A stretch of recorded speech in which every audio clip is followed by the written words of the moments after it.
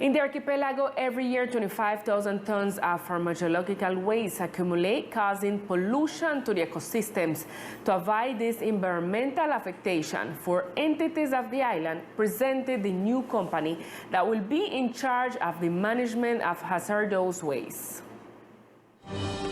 With the purpose of finding a solution for the management of hazardous waste in the archipelago within the framework of an alliance between Punto Azul, an entity that integrates 97% of the laboratories in Colombia, Coralina, the government of San Andres, and the Chamber of Commerce announced the winning company of the contest that will be in charge of the proper disposal of hazardous waste for the islands. Very pleased to present an award to an initiative to the first manager of hazardous waste of medicines in the archipelago of San Andres, Providence, and Santa Catalina.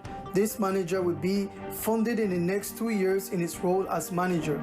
This manager is called Teleislas, SAS.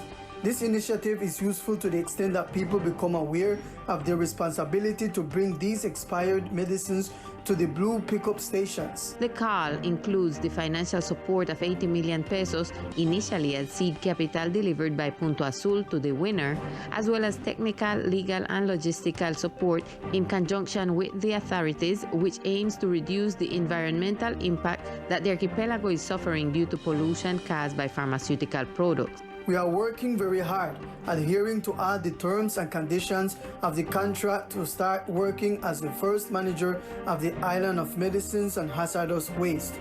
The idea is to carry out all the collection of this waste for storage and final disposal to the mainland. In the archipelago of San Andres, Providence, and Santa Catalina, 25,000 tons of waste accumulate every year, presenting serious environmental problems due to improper disposal.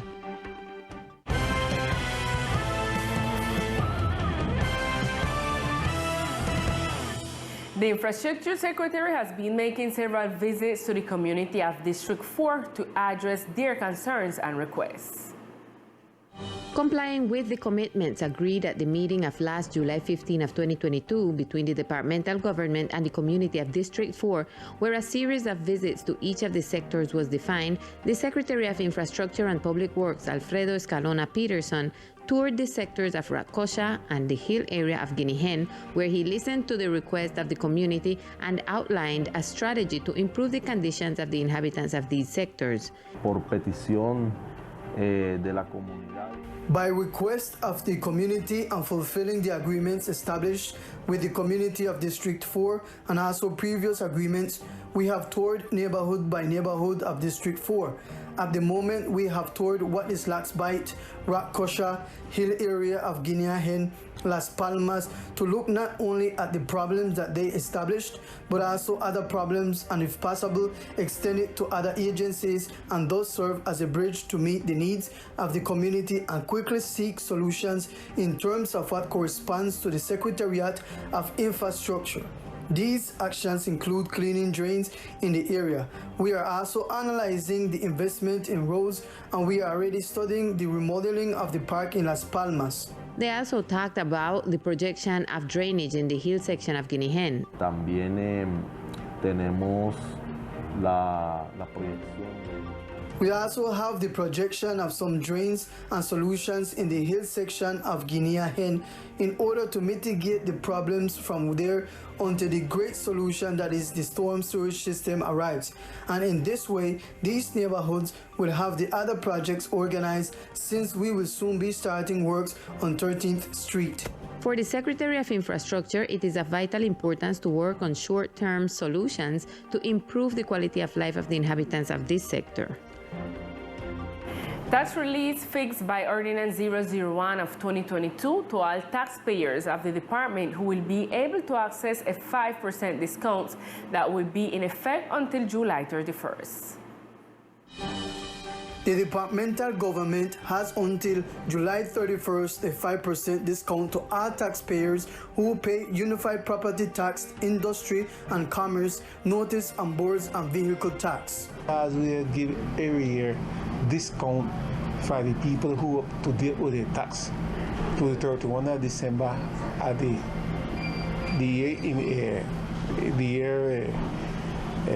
that passed. No? In May, they get the 20% have discount for the debts that they have where they have up to May.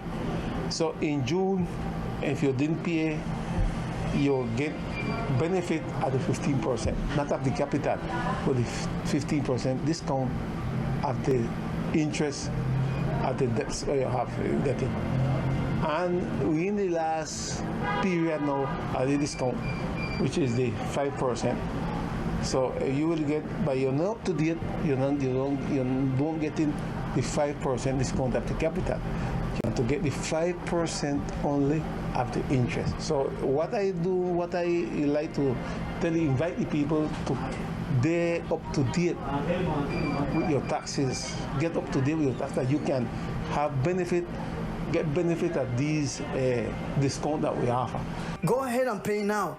There are only a few days left to make use of the tax relief established in Ordinance 001 of 2022 of the Departmental Assembly, with a 5% discount for the month of July for the payment of taxes, property, industry, commerce, billboards and notices, vehicle, etc. To access the tax benefit, go to the webpage of the departmental government. In other news, SENA will start the pitch very soon. This is an orientation space for those interested in posting their projects to the Fondo Emprender. It's important to be attentive to the following information. This session of the pitch seeks that entrepreneurs manage to expose their business idea in a solid and convincing without loopholes or contradictions. In the pitch, a brief presentation is made describing the company to be created, whatever its activity or the state of the business idea. The National Learning Service, SENA, has announced that they will soon start this space for those interested in applying their projects to the Entrepreneurship Fund. We have a group of people, a team, professional, to give you the attention that you need to perfect the idea that you have to build your enterprise. The journey then that we make is to give you orientation and to all the empires that you have to have in mind to develop that project that will give you a good utility and will be a positive way to develop activities, economical activities in San Andres, Providence, and Kitlina. So please come at the SENA, participate of the journey that we have with our team to can give you all the orientation to build up your enterprise. Those interested in these activities are invited to approach the entrepreneurship area in the entity's facilities. The Colombian Agricultural and Livestock Institute is in the department to monitor and conduct inspections, supervision, and control visits to farms and warehouses. ICA designs and implements strategies to prevent, control, and reduce sanitary, biological, and chemical risks to animal and plant species that may affect agricultural, forestry, fishing, and aquaculture production in the archipelago. Similarly, they are conducting an inspection, surveillance, and control visit to the farms and warehouses that sell agricultural products in the archipelago in order to maintain the sanitary status of the islands and contribute to the protection of the department's livestock population. As part of our inspection and surveillance and control functions, we make visits not only to livestock and poultry farms, but we also develop activities in the agricultural sector and in the distribution of agricultural products. This is how we have made these visits in the archipelago to define and verify the sanitary conditions of animals and plants that will later be consumed either directly or indirectly by the Raizal and Islander population. The ICA has a presence in San Andres with officials from the Agricultural and Livestock Administrative Area at the service of the target population, which are the agricultural and livestock actors of the archipelago.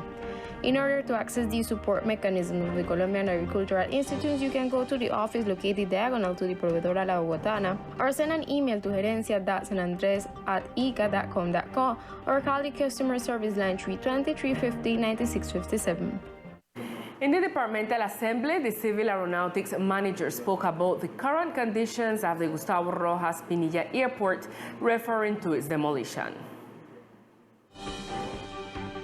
After the various failures and complaints that are presented daily regarding the condition of the Gustavo Rojas Pinilla Airport, the manager of the Civil Aeronautics referred to the current condition of this airport before the Departmental Assembly, stating that they have managed to increase the recruitment of cleaning staff and manage the change of the category of the airport to receive fewer passengers to those who currently receive more than 12,000 people that are mobilized daily. El terminal ya llegó a su capacidad. The airport has already reached its maximum capacity.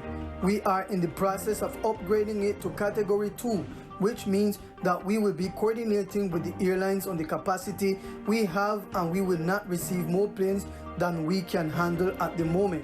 I currently have 24 people to work on the area of cleaning. The chairs are new. They were brought in 2019, and many tasks has been done, but the airport needs to be rebuilt and shaped in a different form. We also, at this moment, what we have is to try to guarantee that what exists is in the operating condition, but something is playing against us, which is the number of flights that arrive daily. For the manager of the Civil Aeronautics in San Andres, the Gustavo Rojas Pinilla Airport needs to be complete, and they are doing everything in their hands to be able to make it operational. However, the airports need to be rebuilt. And now it's time for sport news with Victor Fusalva.